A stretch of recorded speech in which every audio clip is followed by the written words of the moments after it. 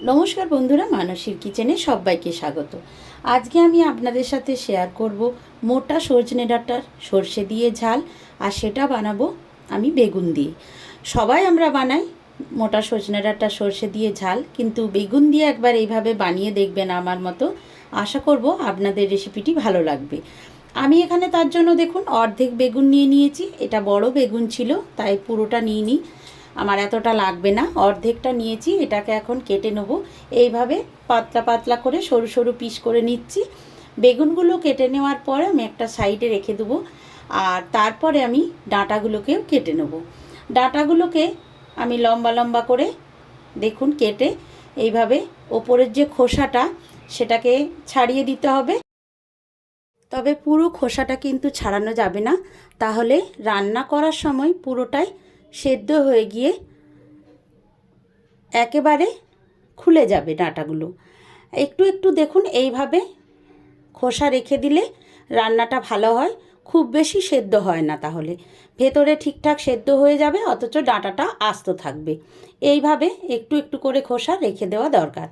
তাই দেখুন এইভাবে আমি ডাঁটাগুলো সম্পূর্ণ তিনটে আমি ডাঁটা নিয়েছিলাম, খুব বেশি ডাঁটা নিইনি, আমার যতটুকু পরিমাণ লাগবে ততটুকু নিয়ে আমি তিনটে ডাঁটাকেই ছাড়িয়ে নিয়েছি, আর অর্ধেকটা বেগুনকেও কেটে নিয়েছি।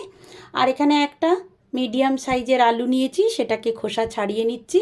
আর এবার লম্বা লম্বা করে কেটে নেব। সব কিছুই আমি লম্বা লম্বা করে কেটে নিয়েছি, ডাঁটা, বেগুন আর আলুটাকেও দেখুন এইভাবে কেটে নিচ্ছি। আলুটাকে আর লম্বা লম্বা করে কেটে নিয়েছি। আর ডাঁটা খাওয়া খুবই জরুরি, সিজনের সবজি খাওয়া খুবই দরকার। আর এই সময় এখন অবশ্য সব সময়তেই সব সবজি পাওয়া যায়, কিন্তু তবু এই সিজনে বেশ মোটা মোটা এরকম ডাঁটা পাওয়া যায়। আর এই ডাঁটা দিয়ে কিন্তু শুক্তোও ভালো লাগে খেতে, আর এইভাবে ঝাল করলেও ভালো লাগে খেতে। আর দেখুন 1 চামচ সর্ষেকে কাঁচা লঙ্কা দিয়ে আমি আগে থেকেই বাটিতে রেখে দিয়েছি, এটা আমি বেটে নেবো ভালো করে। আর এখন চলে যাচ্ছি, ভালো করে সবজিগুলো কেটে ধোয়া হয়ে গেছে, তারপর কড়াইটা বসিয়ে দিয়েছি গ্যাস ওভেনে। আর পরিমাণ মতো সর্ষের তেল দিয়ে দিলাম। গরম হয়ে যাওয়ার পর আর খুব সামান্য ছিটিয়ে দিলাম একটু 5 ফোড়ন। 5 ফোড়ন দিলে আমার এই রান্নায় খেতে কিন্তু বেশ ভালো লাগে। আর একটা শুকনো লঙ্কাকে ফাটিয়ে দিয়েছি। আর সবার আগে আমি এবার আলুগুলোকে দিয়ে ভাজা ভাজা করে নেব। আলুটাকে কিন্তু সবার আগেই দিতে হবে, কারণ ডাঁটা আর বেগুন এগুলোই কিন্তু নরম সবজি, এগুলো ভাজতে ভাজতে তাড়াতাড়ি সেদ্ধ হয়ে যায়। আর সেক্ষেত্রে আলুগুলো যদি আগে না দিই, ভালোভাবে না ভাজা হয়, তাহলে ডাঁটা আর বেগুনটা ঘেঁটে যাবে সেদ্ধ হয়ে গিয়ে, আর আলুটা কিন্তু সেদ্ধ হতে চাইবে না। তাই সবার আগে আলুটাকে দিয়ে ভালোভাবে ভাজা ভাজা করে নিতে হবে। কিছুক্ষণ ভাজা ভাজা করে নেওয়ার পর আমি ডাঁটা আর বেগুনটাকে দিয়ে দিলাম। এটা দিয়েও ভালোভাবে নাড়াচাড়া করে কিছুক্ষণ ভেজে নেব। তারপর একটা পাকা টমেটোকে আমি দেখুন আগে থেকেই ভালো করে ধুয়ে রেখেছি, এটাকে ছুরি দিয়ে আমি 4 ভাগে ভাগ করে নিচ্ছি। আর এই টমেটোটাকেও আমি দিয়ে দেবো। আপনাদের ডাঁটা, আলু, বেগুনের পরিমাণ যদি বেশি হয়, তাহলে টমেটোর পরিমাণটা বাড়িয়ে দেবেন।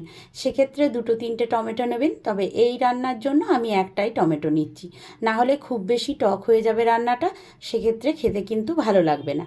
আর এবার নাড়াচাড়া করে দিলাম টমেটোটা দিয়েও। আর এবার দিয়ে দিচ্ছি পরিমাণ মতো লবণ, আর দিয়ে দিচ্ছি পরিমাণ মতো হলুদ।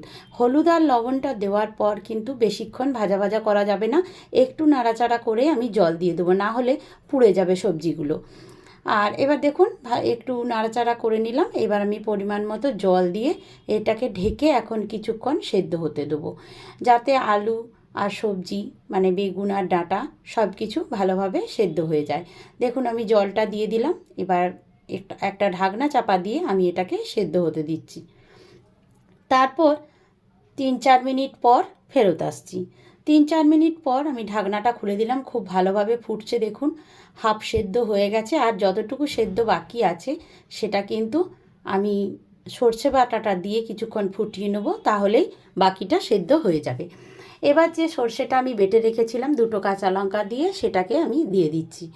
এবার খুব ভালোভাবে ফুটিয়ে নিতে হবে, জলটা যাতে একেবারে টেনে যায় আর গামাখা হয়ে যায়। আর সেই জন্য আমি আরও কিছুক্ষণ ফুটিয়ে নেব। আর এভাবে ভালো করে মশলার সাথে দেখুন সব কিছু মিশিয়ে দিলাম নাড়াচাড়া করে। আর এখন দিয়ে দেবো কাশ্মীরি রেড চিলি পাউডার কিছুটা পরিমাণ, একটু কালারটা সুন্দর আসার জন্য। এটা কিন্তু একেবারে ঝালের জন্য নয়, ঝালের জন্য আমি কাঁচা লঙ্কা দিয়েছি। আর 1 চামচ দিলাম চিনি। চিনিটা দিলে এটা টক মিষ্টি ঝাল হবে, খেতে কিন্তু দুর্দান্ত লাগবে। শুকনো গরম ভাতের পাতে এরকম যদি একটা রেসিপি থাকে তাহলে কিন্তু অর্ধেক ভাত এই দিয়েই খাওয়া হয়ে যায়। এইভাবে কিন্তু অবশ্যই আপনারা বেগুন দিয়ে বানিয়ে দেখবেন, এটা কিন্তু মন্দ হয় না খেতে, যথেষ্ট ভালো হয় খেতে। আর শুকনো ভাতের পাতে তো দারুণ লাগে। দেখুন ঢাকনা চাপা দিয়ে জলটাকে আমি শুকিয়ে নিয়েছি অনেকটা, এবার গা মাখা হয়ে গেছে। এবার আর কিছু দেওয়ার নেই, দেওয়ার আছে শুধু 1 চামচ কাঁচা সর্ষের তেল নামাবার আগে। নামাবার আগে আমি 1 চামচ কাঁচা সর্ষের তেল দিয়ে এটাকে নাড়াচাড়া করে এবার একটা প্লেটে আপনাদের নামিয়ে দেখাবো। দেখুন আমি কাঁচা সর্ষের তেলটা দিয়ে দিচ্ছি, তারপরে নাড়াচাড়া করে নিয়েছি। এবার একটা প্লেটিং করে নিয়েছি। আমার এই রেসিপিটা যদি আপনাদের ভালো লাগে অবশ্যই বাড়িতে একবার ট্রাই করবেন, আমাকে কমেন্ট করে জানাবেন আপনাদের কেমন লাগলো। সবাই ভালো থাকবেন, সুস্থ থাকবেন। আজকের মতো এই পর্যন্তই।